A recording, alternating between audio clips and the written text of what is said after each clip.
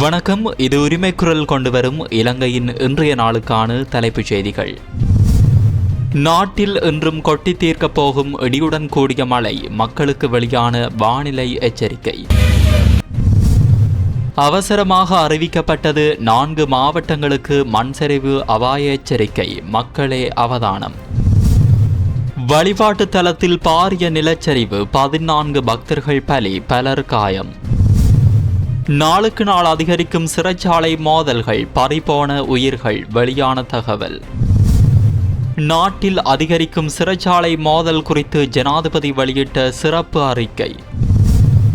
யாழ்ப்பாண சிறைச்சாலையில் பாதுகாப்பு நடவடிக்கைகள் தீவிரம்.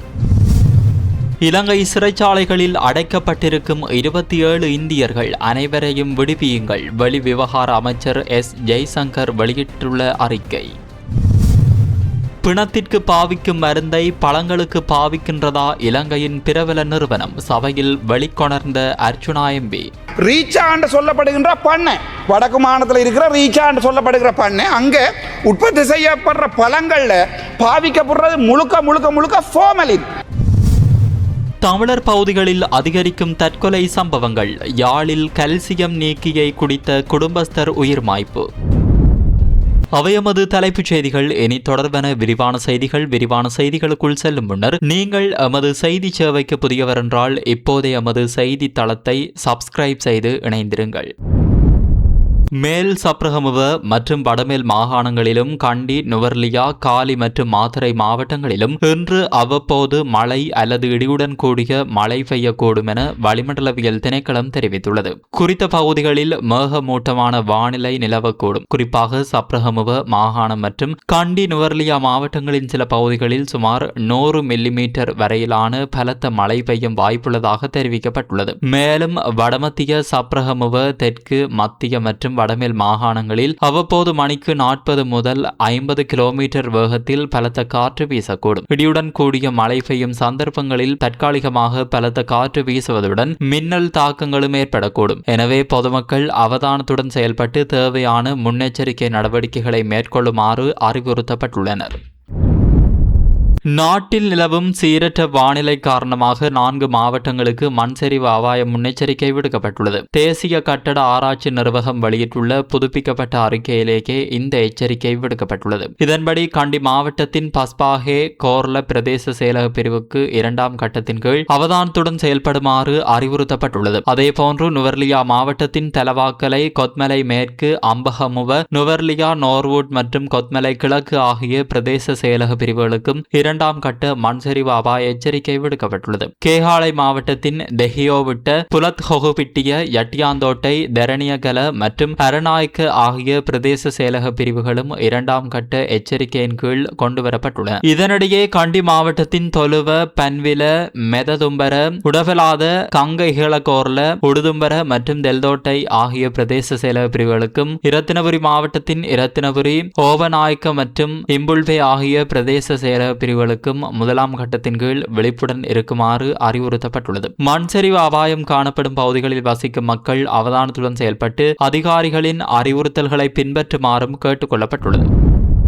நேற்றைய தினம் இரத்தினபுரி குறிவிட்ட சிறைச்சாலையில் ஏற்பட்ட மோதல் சம்பவத்தில் 2 உயிரிழந்துள்ளதுடன் 4 கைதிகள் காயமடைந்துள்ளனர். சிறைச்சாலைக்குள் ஏற்பட்ட பதற்ற நிலை ஆரம்பத்தில் கட்டுப்பாட்டிற்குள் கொண்டுவரப்பட்டதாக தெரிவிக்கப்பட்டுள்ளது. எனினும் பின்னர் மீண்டும் கைதிகளால் பதற்றமான சூழ்நிலை உருவாக்கப்பட்டதாக போலீசார் தெரிவித்துள்ளனர். நிலைமையை கட்டுப்படுத்துவதற்காக போலீசாரால் கண்ணீர் புகை பிரயோகம் மேற்கொள்ளப்பட்டது. இதனிடையே சம்பவத்தில் காயமடைந்த 4 கைதிகளும் வைத்தியசாலையில் அனுமதிக்கப்பட்டுள்ளதாக தெரிவிக்கப்பட்டுள்ளது. இதேவேளை சேன சிறைச்சாலையில் ஏற்பட்ட அமைதியின்மையின் போது காயமடைந்த 28 கைதிகள் மேலதிக சிகிச்சைக்காக வெலிக்கடை சிறைச்சாலை வைத்தியசாலையில் அனுமதிக்க நடவடிக்கை எடுக்கப்பட்டுள்ளது. நேற்று பல்லன்சேன சிறைச்சாலையில் ஏற்பட்ட அமைதியின்மையை கட்டுப்படுத்துவதற்காக போலீசார், விசேட அதிரடிப்படையினர், கலக தடுப்பு பிரிவினர் மற்றும் விமானப்படையினர் வரவழைக்கப்பட்டனர். நிலைமையை கட்டுப்பாட்டிற்குள் கொண்டுவரும் நடவடிக்கையாக கண்ணீர் புகை பிரயோகமும் மேற்கொள்ளப்பட்டது. இதனை அடுத்து சிறைச்சாலையின் கட்டுப்பாட்டை சிறைச்சாலைகள் திணைக்களம் மீண்டும் தனது பொறுப்பின் கீழ் கொண்டு வந்துள்ளதாக தெரிவிக்கப்பட்டுள்ளது.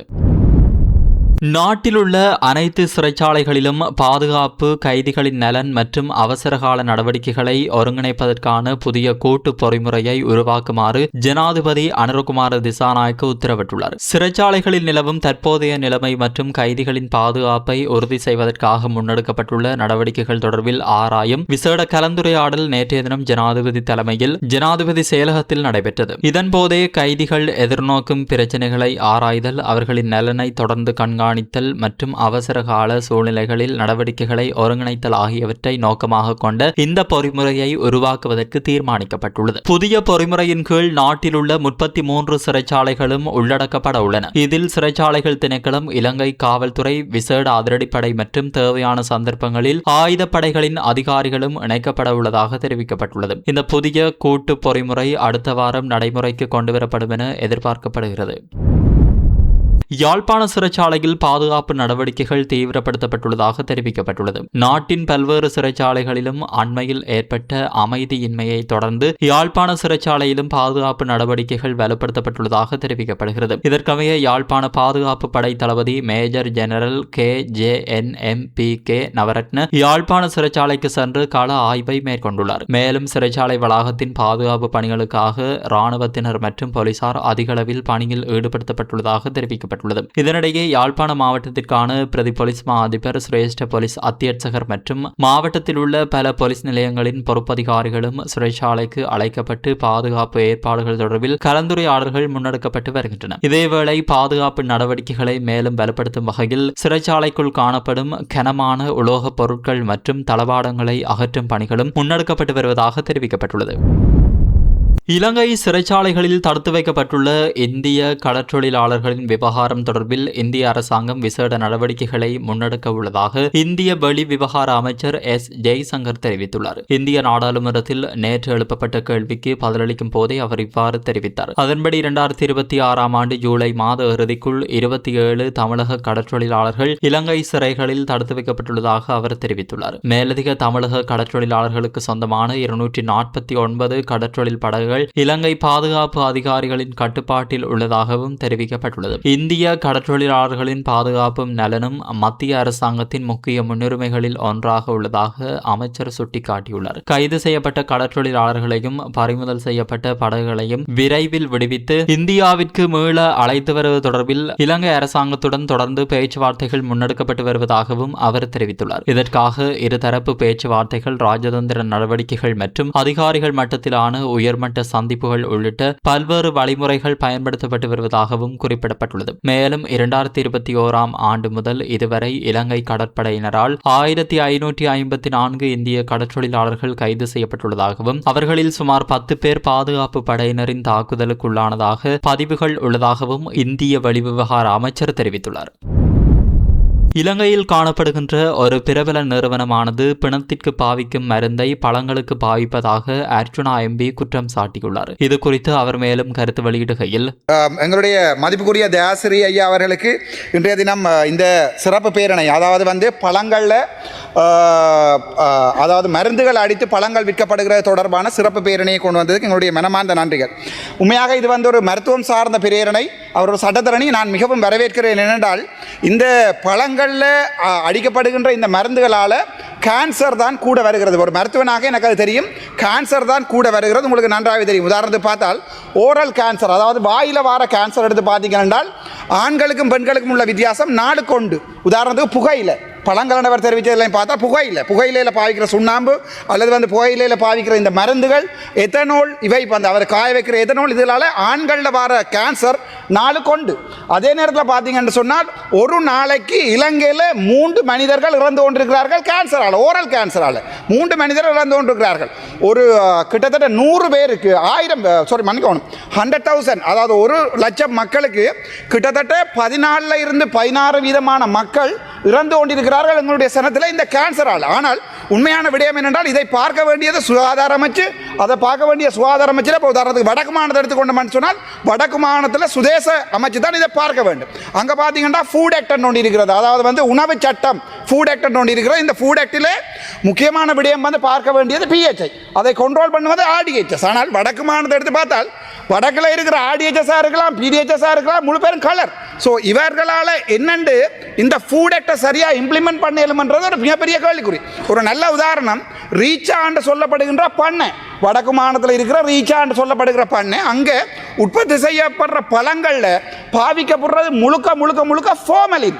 கௌரவ மூலாசரண மதுரமணி அங்கே பாவிக்கிறது ஃபோர்மலின். அது ஃபோர்மலின் எங்கே பாவிக்கப்படுற என்றால், சாதாரணமாக ஒரு பொடி ஒன்றை 3 நாளைக்கு நாங்கள் பதப்படுத்தி வைத்திருப்பதாக பாவிக்கிறது தான் இந்த ஃபோர்மலின். இந்த ஃபோர்மலின் ஒன்று வந்து நாங்கள் எங்களை இதுக்கு அடிக்கின்ற போது அது கேன்சரை கோஸ் பண்ணும். உதாரணத்துக்கு நீங்கள் பார்த்தீங்கன்னு சொன்னால் இந்த ஓரல் கேன்சர்ஸ், அதாவது வாயில் ஆண்களுக்கு வர இந்த கேன்சரில் முக்கியமானது புகையிலை. நேற்றை பார்த்து எங்களுடைய கையத்திரமார் பொன்னம்பலமார் சொல்லுகிறார், புகையிலையை வடக்கு மாநிலத்தில் உற்பத்தி செய்கிறத தடுக்கக்கூடாது. வடக்கு மாகாண மக்கள் புகையிலை உற்பத்தி, ஒரு மருத்துவனாக நான் சொல்கிறேன், வடக்கு மாகாண மக்கள் வந்து அதிகமாக ஆண்கள் சாகிறதையா இந்த சிகரெட், பீடி, இதில் இப்போ பார்சரி பாருங்க, 22 பார்களை கொண்டு வந்து வடக்கு மாநிலத்தில் கொடுத்துருக்காங்க. எத்தனால், அல்கஹால், இதை கண்ட்ரோல் பண்ண வேண்டியது ஃபுட் ஆக்ட், அது எக்ஸசைஸ் டிபார்ட்மெண்ட். ரெண்டாவது இங்கே இருக்கிறது வந்து கயந்திரமார் பொன்னம்பலம். இவருக்கு வடக்கு மாநிலத்தில் அதிகப்படியாக புகையிலைகளை உற்பத்தி செய்து மக்கள் சாவோம். ஜோதிச்சு பாருங்க, இப்போ வடக்கு மாநிலத்தில் மக்களுடைய வாழ்வாதாரம் பாதிக்கப்படுகிறா, வடக்கு மாநில சபை பாருகிற நான் சொல்லுவேன், வடக்கு மாநிலத்தில் உற்பத்தி செய்ய போறீங்களா, வடக்கு மாநிலத்தை கொண்டு வெளியளவில் வடக்கு மாநிலத்தில் இருக்கிற சாப்பிட வேணும்டா, தெற்கில் ஓட்டவில்லை நான் சொல்லுவேன். ஆனால் இவர் வந்து சொல்லி கொடுக்காரு, இல்லை வடக்கு மாநிலத்திலேயே அதை அவர்களுடைய வாழ்வாதாரம் இருக்கிறது, புகையிலையை நாங்கள் நடப்போம். ஒரு மருத்துவ அறிவும் இல்லை, சட்டத்தரணி என்று சொல்லிக் கொண்டிருக்கோம், சட்டத்தரணி அறிவுகளும் இல்லை. நான் பார்க்கல, இந்த கோர்ஸுக்கும் போனது நான் காணல. ஆனால் இவை சரியான முக்கியமான விடயம். ஒரு மருத்துவம் சம்பந்தமாக ஒரு பாராளுமன்றத்தில் வந்து கதைக்க ஒன்றில் தெரிந்து கதைக்கணும், அல்லது தெரிஞ்சவன்கிட்ட கேட்டு கதைக்கணும். இந்த தயாசிரி ஐயா அவர்கள், கௌரவ உறுப்பினர் தயாசிரி ஐயா அவர்கள் கொண்ட இந்த பிரேனை வந்து சரியான முக்கியம். இதை விட சொல்றேன், இந்த ரீச் ஆஃப் ஃபார்ம், இந்த ரீச் ஆஃப் ஃபார்ம்ல சகல பொருட்களையும் ஃபோர்மலின் அடிக்கப்படுது. அவை தெற்கு கொண்டு வரப்போகுது. திட்டமிட்ட ரீதியில் ரீச் ஆஃப் ஃபார்ம்ல உற்பத்தி செய்யப்படுகின்ற சகல பழங்களை, உங்களுக்கு தெரியும் வடக்கு மாநிலத்தில் வாழைப்பழ உற்பத்தி கூட, மாம்பழ உற்பத்தி கூட. எங்கட மாம்பழ உற்பத்தியை ஊக்குவிக்கிற எங்கட இளங்குமரன் தம்பியும் இதில் இருக்கிறார். அவரை பொறுத்த வரைக்கும் பருத்த துறையில் 500 ஏக்கர் காணியிலோ 500 பரப்பு அவ்வளோ கொடுக்க 500 பரப்பு காணியை நிறைவேறுகின்றது. 500 பரப்பு காணியை கொடுத்து மாம்பழ உற்பத்தி செய்யணும். ஆனால் அங்கே இருக்கிற புஷ்பராணி என்ற அந்த புஷ்பராணியும் ஒரு ராணி உண்டு, அந்த வடக்கு மாநிலத்தின் செயலாளருக்கு அந்த COVID-19 எடுத்த அந்த ஒடிட் ரிப்போர்ட்டை கூட தர முடியாத இவர்கள், ஒரு மருத்துவ அறிவு இல்லாதவர்கள் வடக்கு மாநில சுகாதார செயலாளராக எப்படி இருக்கிறது? அதை பாராளுமன்றத்தில் நாங்கள் கதைச்சிருக்கிறோம். அதோட தோண்டுவோம். நன்றி ஐயா. யாழ்ப்பாணம் அத்தியடி பகுதியில் குடும்பஸ்தர் ஒருவர் உயிரிழந்துள்ளார். அத்தியடி பகுதியை சேர்ந்த 51 வயதுடைய துரைராசா புஷ்பநாதன் என்பவரை இவ்வாறு உயிரிழந்துள்ளதாக தெரிவிக்கப்படுகிறது. வீட்டில் ஏற்பட்ட பிரச்சனையை தொடர்ந்து அவர் உடல்நலக்குறைவுக்குள்ளான நிலையில் யாழ்ப்பாணம் போதனா வைத்தியசாலையில் சிகிச்சைக்காக அனுமதிக்கப்பட்டுள்ளார். எனினும் சிகிச்சை பலனின்றி அவர் உயிரிழந்துள்ளதாக தெரிவிக்கப்படுகிறது. இதேவேளை அவர் கல்சியம் நீக்கியை குடித்து இவ்வாறு விபரீத முடிவெடுத்துள்ளதாகவும் கூறப்படுகிறது. சம்பவம் தொடர்பில் யாழ்ப்பாண காவல்துறையினர் மேலதிக விசாரணைகளை முன்னெடுத்து வருகின்றமையும் குறிப்பிடத்தக்கது. எத்தியோப்பியாவின் வடக்கு அம்ஹாரா பிராந்தியத்தில் அமைந்துள்ள புகழ்பெற்ற கிறிஸ்தவ வழிபாட்டு தலத்தில் ஏற்பட்ட பாரிய நிலச்சரிவில் சிக்கி 14 பக்தர்கள் உயிரிழந்துள்ளதுடன் மேலும் 7 பேர் காயமடைந்துள்ளனர். வட ஷேவா மண்டலத்தின் செலா திங்காய் பகுதியில் உள்ள வரலாற்று சிறப்புமிக்க தாத்கானே தேப்ரே மித்மக் செயின்ட் மேரி மடாலய வளாகத்திலேயே இந்த துயர சம்பவம் நிகழ்ந்துள்ளது. எத்தியோப்பியாவில் தற்போது கிரெம்ட் எனப்படும் பிரதான மழைக்காலம் நிலைவரும் நிலையில் கடந்த சில நாட்களாக தொடர்ச்சியாக பெய்த கனமழையால் மலைப்பகுதி மண் தளர்ந்திருந்ததாக அதிகாரிகள் தெரிவித்துள்ளனர். அப்போது புனித நீர் அருந்தும் மத வழிபாட்டு நிகழ்வில் கலந்து கொள்ள நூற்றுக்கணக்கான பக்தர்கள் மடாலயத்தில் கூடியிருந்தனர். வழிபாடு நடைபெற்றுக் கொண்டிருந்த வேளையில் மடாலயத்தின் பின்புறத்தில் உள்ள செங்குத்தான மலையிலிருந்து திடீரென பெரும் பாறைகளும் மண் சரிவும் கீழே சரிந்து விழுந்தது. அங்கு இருந்த பக்தர்கள் தெரித்து ஓடிய நிலையிலும் அவர்கள் மீது விழுந்துள்ளதாக தெரிவிக்கப்படுகிறது. இந்த விபத்தில் 14 பேர் சம்பவ இடத்திலேயே உயிரிழந்தனர். மேலும் படுகாயமடைந்த 7 பேர் தெப்ரே மிரஹான் மருத்துவமனையில் அனுமதிக்கப்பட்டு சிகிச்சை பெற்று வருகின்றனர். உயிரிழந்தவர்களில் 11 பேரின் உடல்கள் மடாலய வளாகத்திலேயே நல்லடக்கம் செய்யப்பட்டுள்ளன. மற்றவர்களின் உடல்கள் உறவினர்களிடம் ஒப்படைக்கப்பட்டுள்ள நிலையில் இடிபாடுகளுக்குள் மேலும் யாரேனும் சிக்கியுள்ளார்களா என்பதை கண்டறிய மீட்புக் குழுவினர் தொடர்ந்து தீவிர தேடுதல் பணிகளில் ஈடுபட்டுள்ளமையும் குறிப்பிடத்தக்கது. இத்துடன் இன்றைய நாளுக்கான தலைப்புச் செய்திகள் நிறைவடைகின்றன. மீண்டும் அடுத்த பிரதான செய்திகள் வாயிலாக சந்திப்போம். வணக்கம்.